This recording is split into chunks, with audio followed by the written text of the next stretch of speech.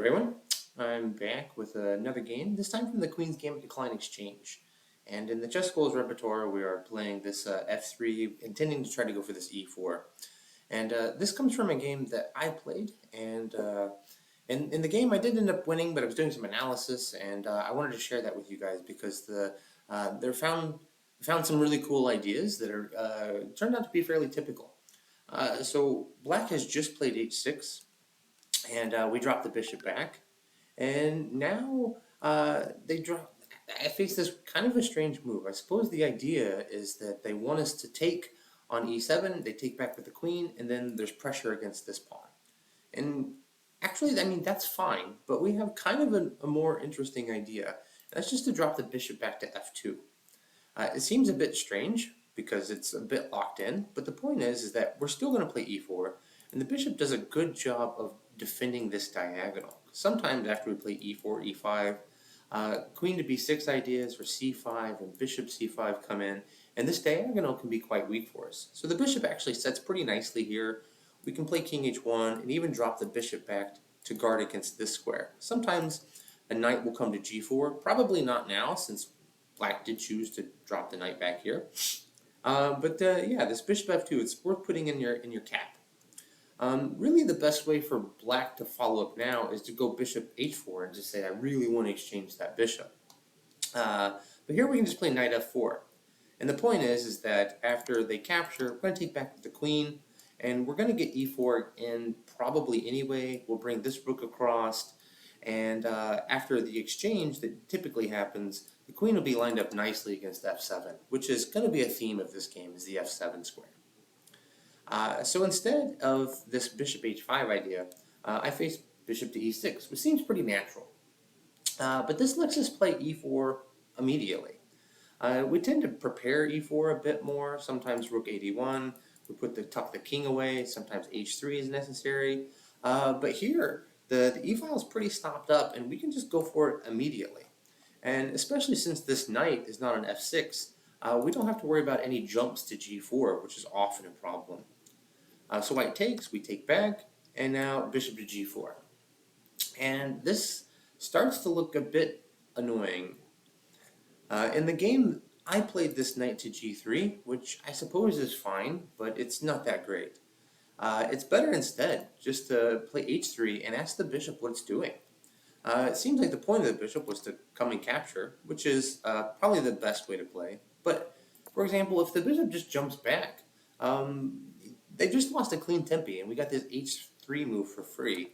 We can continue forward, put the rook on the d file, line it up with the queen, and if Black tries to bring the knight back, well, they've spent a lot of tempi here. They went knight h7, they went knight h6, they went bishop g4, they went bishop back to e6, and in the meantime, we've made a lot of useful moves, and we're just building up behind these two pawns, and eventually, when the time is right, we'll defend one of them. This knight to f4 is a nice way to improve the position, and it's only possible because we dropped this bishop back to f2 to defend this guy. We're not in a big hurry to advance the pawns. We want to try to build up with them. It's difficult to find a move. For example, if queen d7, just trying to bring this extra rook, well, we just get d5, and the bishop's actually just trapped. So bishop to b4 seems like a reasonable idea, but now we can. We can go ahead and play e5. We strike the knight. The knight needs to come to d5, and we can grab here, and after takes. For example, if takes back with the pawn, taking back with the queen is also reasonable, but then we get bishop c4, and we just have to move this bishop, and we have substantial threats here. But then after, we can just play queen to e2, and this is going to be quite challenging. So bring the rook across, we just improve the bishop slightly, touching against h6. Notice this route that we've made. Here, here, here, oops, not f1, you get the idea. And we have some pressure against this f6 pawn, which we're going to immediately apply. And really, there's not any good way to deal with it. I mean, knight g5 doesn't look particularly great. We can just play h4, and we're right back where we were.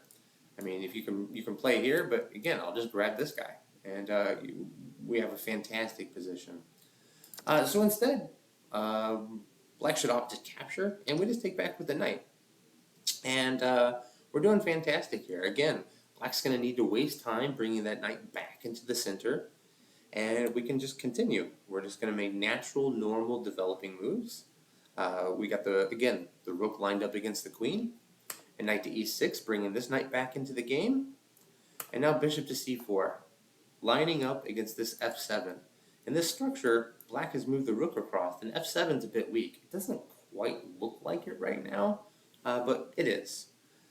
Queen to d7, again, just trying to bring in their pieces. It's not that easy to find a useful move. The knights are pretty well placed about as well as they can be, and black needs to find a way to bring in the last piece he has. Rook c8 probably makes some sense, but against rook c8, we can actually just capture here. And after it takes back, well, let's just look at it. Captures, and we have knight to f4, and we're immediately putting pressure on this pawn, and we can play queen out to b3 or maybe c4, and this pawn is going to be kind of obnoxious to try to defend. So instead, we saw queen to d7. After queen to d7, there's a nice idea I like. a3 was played. And the idea of a3 is simple. We're going to drop the bishop back, and maybe we're going to go put it on b1, and then maybe we'll go checkmate after we play e5, kicking this knight away.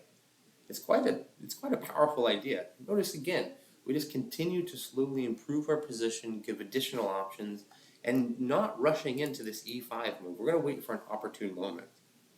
Rook a8, we drop back, and again, now it's tough. It's tough to find a move for black. Black here decided that they're going to go try to plant the knight on f4, which gives us just the moment we need, because now we can play e5, and black can't plug this diagonal with knight to d5. So they bring the knight in, and we just go ahead and capture it. And we're preparing to uncork a really pretty savage idea. So knight takes, and it looks like that they're going to get this knight back to d5. That's fine. We're actually going to encourage it. We play the bishop out to improve, and you're going to see in a bit why it's important that we want this bishop here. Bishop to e3 is fine, but in the resulting position, the bishop sits a bit better on the g3 square, although everything we look at is going to still work even after bishop to e3. We get knight to d5, the most natural move. Going back to e6 doesn't actually change anything about what's about to happen. If anything, it makes it worse. And so here, white has this really strong idea of just rook takes h7. Black really shouldn't take it. In fact, they should probably just block the queen. But it's a scary move to make because that knight can't move. So the king comes in, and the point is that we now get to bring the queen into h6, and we have significant threats here. We're playing rook to f1, we're maybe going to come here, we can bring this bishop back and come here, lots of problems. And we're going to start to see why this bishop is important on the g3 diagonal, because black's going to have to block with something at some point, and we're going to capture it, and this bishop cuts off any escape squares. Rook to f8, trying to hide or trying to prepare to trade off this rook, doesn't really help. Queen to e6 is actually best, and it's kind of a sad move to make because we can just capture, you got to block with the bishop, we can take this one, and you have significant problems. Really, the best move is to block with the knight, and we can just take the queen, and we're happy. And this is the best that black can do. Something a bit more natural is trying to play rook to f8. And again, we're just trying to get a rook on the file to try to defend. So we give a rook check. The bishop has to block. The knight can't block because it's still pinned. The queen can block, but that's just a free queen. And after e takes, we get rook to g8 now, because what are you going to do? Are you going to come out to, you can try to come out to e6. We can look at that, but that's not great. We can actually just play queen to g6 even. Notice this is still pinned. This bishop is doing a fantastic job here. Our threat is just to capture here. If you try to take with the rook, that's not going to help any because this is just mate. Notice the queen, when it stepped up, took away this square and this one, and the rook's covered. So you can't take with the rook. You can try taking with the pawn, but it's the exact same checkmate. So you can't actually just run away with the king. And our threat is pretty serious. We're going to capture on G8. So black can try to defend that, and we can just capture. And you got to come across. We give a check, forcing back to this square, not allowing you to try to run away or block from the front. And now just simple bishop b1, and it's not at all obvious how you stop this idea or the queen coming across. You can take the pawn, but now we just give check. The king has to drop back, trying to maintain defense of the rook. I mean, coming forward can't possibly be good because, you know, again, this is just mate. These bishops and rooks are working great together. So we got to drop back. But now we just have a rook check, and where are you going to go? I mean, you come here, I take the rook with check, and we continue to attack, and we're now up a piece for the rook that we sacked. You can try to block with the knight. Again, I can just capture it with check, and it's tough. So king to e7 just allows captures, and mate's going to follow almost immediately.